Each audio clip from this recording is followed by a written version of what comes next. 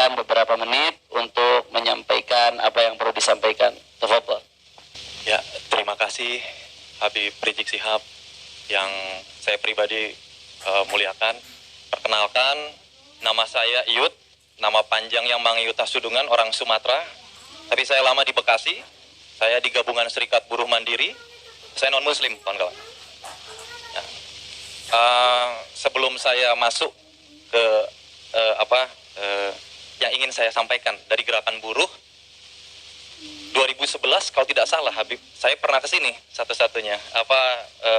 Makanya saya mengantarkan teman saya juga yang saya ingat tapi saya lupa, jangan sudah 9 tahun. Waktu itu kejadian framing propaganda FPI itu Pak Habib, yang Fahira Idris pingsan itu Habib. Saya ada di sana Habib. Di situ pertama kali saya melihat Abang Jose Rizal, almarhum Abang Jose Rizal, yang mengubah pandangan hidup saya. Kenapa? Karena waktu itu tuh di situ ada Uni Lubis kalau tidak salah. Ada Uni Lubis, wartawan senior. Oke, benar. Sorry. Ya, azan ya, benar. Maaf. Terima kasih. Jadi waktu 2011 itu Habib dan kawan-kawan, seorang yang saya kenal, yang saya tahu pribadi, jurnalis senior Uni Lubis aja kaget begitu almarhum Jose Rizal masuk tuh. FPI gitu, jadi kaget, apalagi saya. Dan kebetulan saya punya tanda kutip pengalaman personal sama FPI karena salah satu buruh yang saya advokasi namanya Ibu Rosdiana, suaminya dulu kakinya putus gitu, diurusi oleh almarhum Jose Rizal di RSCM saat itu. Jadi nama anaknya dinamai oleh Jose Rizal gitu. Nah, jadi begitu 2011 saya kan waktu itu ya namanya kena framing Habib. Jadi saya langsung datang ke sini tuh udah bawanya misuh-misuh gitu maksudnya. Di situ ada Fahira Idris, saya ingat, sama Uni Lubis lah, saya ingat saya. Tapi saya lihat pemaparannya jauh dari yang selama ini saya tidak sangka gitu maksudnya. Semua pertanyaan-pertanyaan yang insinuatif gitu bisa dijawab oleh Habib dengan sangat clear gitu, kristal clear, jernih gitu. Dan saya jadi, oh iya memang betul, musuhnya FPI ini, saya waktu itu berkesimpulan pulang dari situ, ya memang media gitu maksudnya. Saya tidak menemukan satu nuansa yang saya selalu baca, saya dapatkan dari media-media mainstream. Jadi itu perkenalan dulu kawan-kawan. Nah gitu. Jadi sejak itu 2011 saya berubah, ada yang salah dalam selama ini saya pemahaman sebagai seorang saya beriman kepada Yesus Kristus gitu. Jadi saya salah nih selama ini. Terus saya mencari tahu. Ternyata Habib ya di battle gitu sekolahnya gitu kan gitu, dan itu luar biasa. Saya termakan mentah-mentah sejak itu 2011 sampai dengan sekarang. Saya bisa kawan-kawan tahu kalau Twitter saya, kalau yang main Twitter, saya kafir radikalis.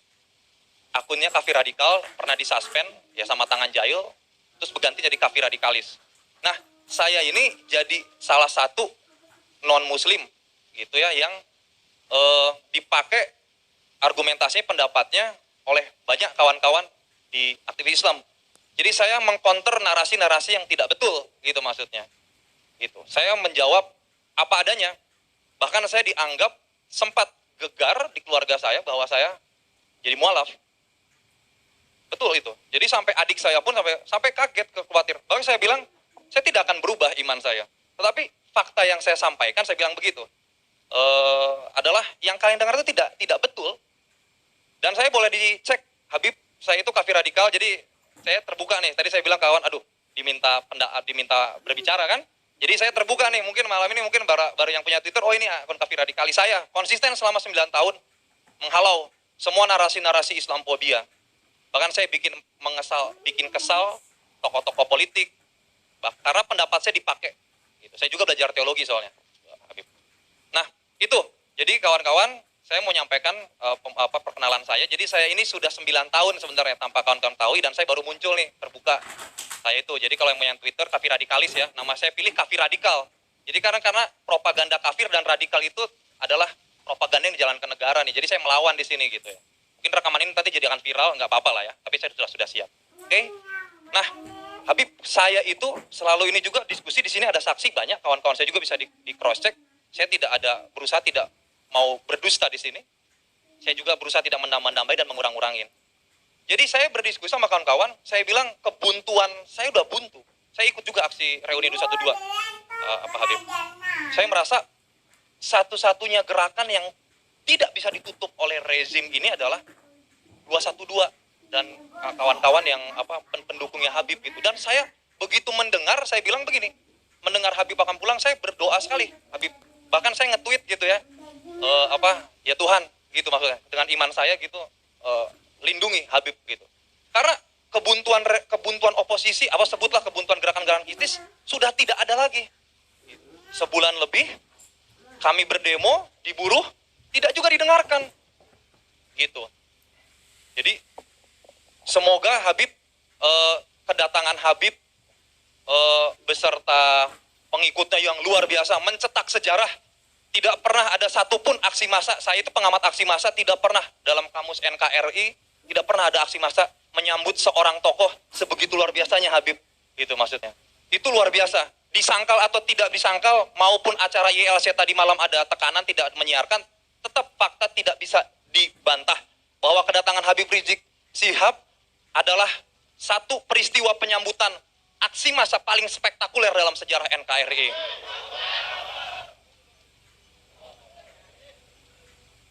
Lalu saya beberapa kali, Habib, ini terakhir dari saya pernah, saya tidak mau berpikir menambatkan pemikiran saya ke sendiri gitu. Saya cari jangkarnya. Salah satu yang saya ajak ngobrol adalah saya 2 kali berkesempatan ke rumahnya Rocky Gerung. Begini saya tukar pikiran, tanpa pikiran tertukar, saya mendapatkan satu hal yang betul, makin menguatkan bahwa yang didengung-dengungkan selama ini saya menganggap akal sehat itu, Rocky Gerung pakai Monas, monumen akal sehat. Memang betul, Pak Habib, bahwa saya merasakan dari tadi saya tidak ada rasa takut, bahkan merasa seperti saya merasa nuansa yang hangat. Bahkan tadi saya salah, saya kira non muslim, saya akhirnya keluar tadi kata saya, maka tadi permisi saya non muslim, boleh gak di sini gitu maksudnya gitu. Tapi tidak ada masa intimidasi seperti tahun 2011 Habib. Saya merasa waktu itu kayak semualah melawan saya gitu maksudnya.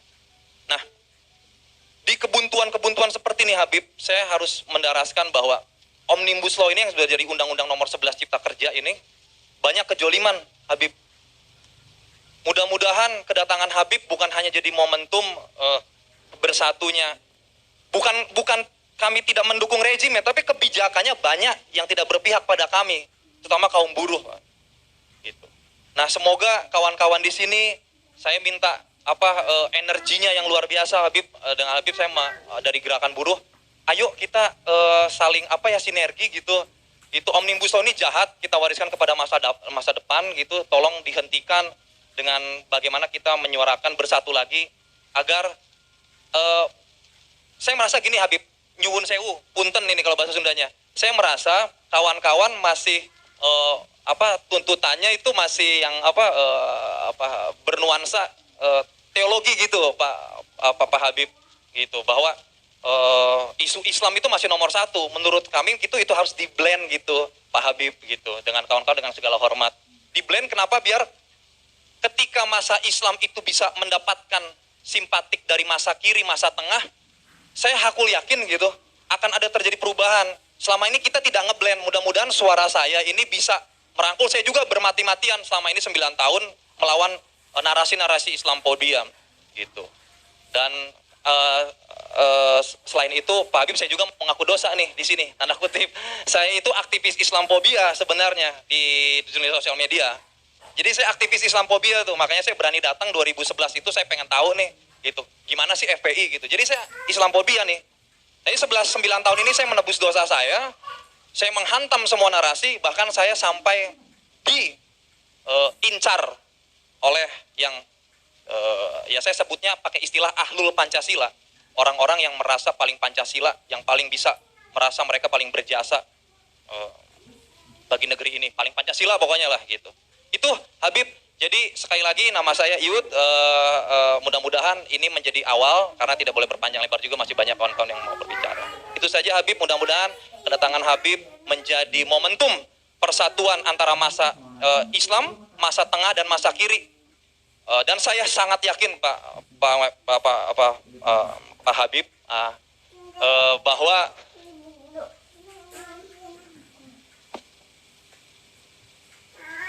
Tuhan yang saya sembah bersama kawan-kawan di sini juga bersama Habib Rizik Syihab. Perjuangan kita belum selesai. Semoga Pak Habib Rizik sehat-sehat selalu, dijauhkan dari tangan-tangan nakal rezim. Juga yang terakhir, selalu menyuarakan keras lantang, karena itu yang saya sukai dari Habib. Saya terinspirasi dari bagaimana cara Habib itu nggak tedeng-tedeng aling gitu. Semoga tidak kena delik undang-undang ITE juga. Itu saja Pak Habib. Maaf saya panjang lebar. Terima kasih. Salam sejahtera bagi kita semua. Terima kasih Pak Yud. Nah ini semua bisa lihat di sini. Alhamdulillah kita duduk di sini ya ikhwan.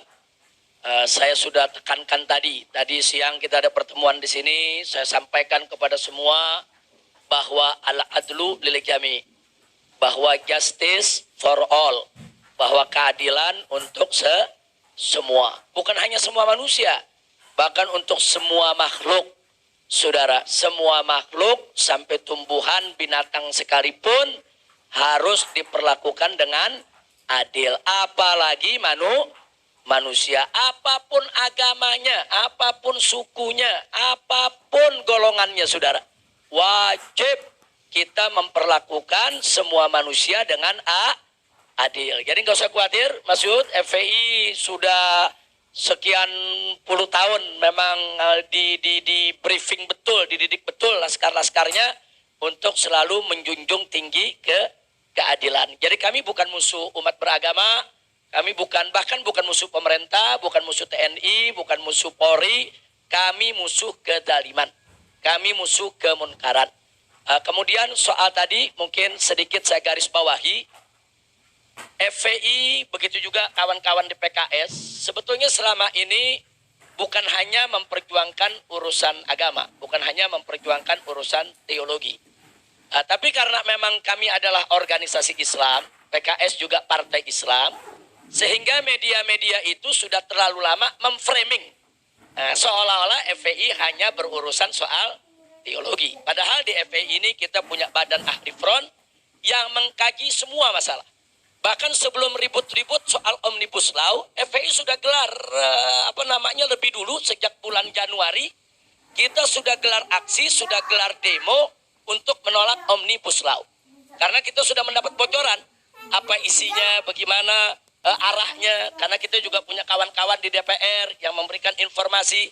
Hanya saja media-media mainstream ini memframing seolah-olah FPI tidak tahu menahu soal Omnibus Law, nggak tahu menahu soal urusan ekonomi, nggak ngerti soal kebijakan-kebijakan negara. Dipikirnya FPI ini cuma ngurusin soal agama, soal dakwah, soal tablik akbar.